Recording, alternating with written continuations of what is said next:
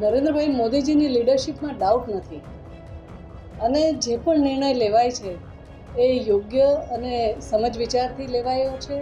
લોકશાહીનો મજબૂત સ્તંભ એ મીડિયા પણ છે, જ્યુડિશિયરી પણ છે અને સંવિધાનની અંદર એના દાયરામાં રહીને પોતાના અધિકાર અને પોતાના કર્તવ્યનું પાલન કરતા નાગરિકો પણ છે. તો આપણે બધા નાગરિકો સારા નાગરિકો થઈશું અને બધું જ સારું થશે. People they get the leadership which they really deserve it. So Vadodara deserves really good leadership અને આપણે બધા સાથે રહીને આવનારા સમયમાં સારું કામ કરીશું આપણા શહેર માટે. છેલ્લા 4-5 દિવસથી વાત કરી વડોદરાની, તો વડોદરાનો રાજકીય માહોલ છે ગરમાયો છે અને એની પાછળનું કારણ એક જ વ્યક્તિ છે. અને જો વાત કરવામાં આવે કે રંજનબેન વિશે, કારણ કે એમને વિરુદ્ધ ઘણી બધી વાતો બની હતી, ઘણી બધી ઘટનાઓ બની હતી અને જેનું પરિણામ આજે આવ્યું છે. કારણ કે આજે રંજનબેન ભટ્ટે પોતાના એક્સ પર, એટલે કે જે એપ્લિકેશન છે સોશિયલ મીડિયા, એમાં ટ્વીટ કર્યું અને વાત કરી કે હું જે છે મારી અત્યારે ઉમેદવારી છે એ હું પાછી ખેંચી રહી છું. અને ત્યારબાદ એમને આવું કરવા પાછળનું કારણ શું છે, એમાંના એક જો મૂળ ઘટક આપણે જો કહી શકીએ તો એ છે જ્યોતિ પંડ્યા, ડૉક્ટર જ્યોતિ પંડ્યા, કે જેમણે વાત કરી હતી અને એમના વિરુદ્ધ આરોપો લગાવ્યા હતા. હવે ત્યારે એમણે શું વાત કરી, શું પ્રતિક્રિયા આપી, ચલો સાંભળીએ.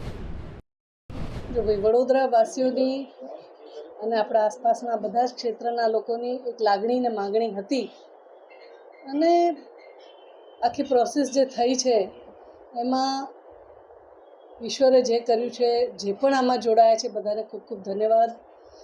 સાથે સાથે હું એમ કહીશ કે નરેન્દ્રભાઈ મોદીજીની લીડરશિપમાં ડાઉટ નથી અને જે પણ નિર્ણય લેવાય છે એ યોગ્ય અને સમજ વિચારથી લેવાયો છે. આ બધાએ નિર્ણય જ્યાંથી પણ લેવાય છે બધાને ધન્યવાદ કરીશ અને સાથે સાથે વડોદરાને એક સારું વિકસિત બનાવવા માટે બધા જ સાથે જોડાઈશું. અને એવું કહેવાય છે ને કે people they get the leadership which they really deserve it. So Vadodara deserves really good leadership અને આપણે બધા સાથે રહીને આવનારા સમયમાં સારું કામ કરીશું આપણા શહેર માટે.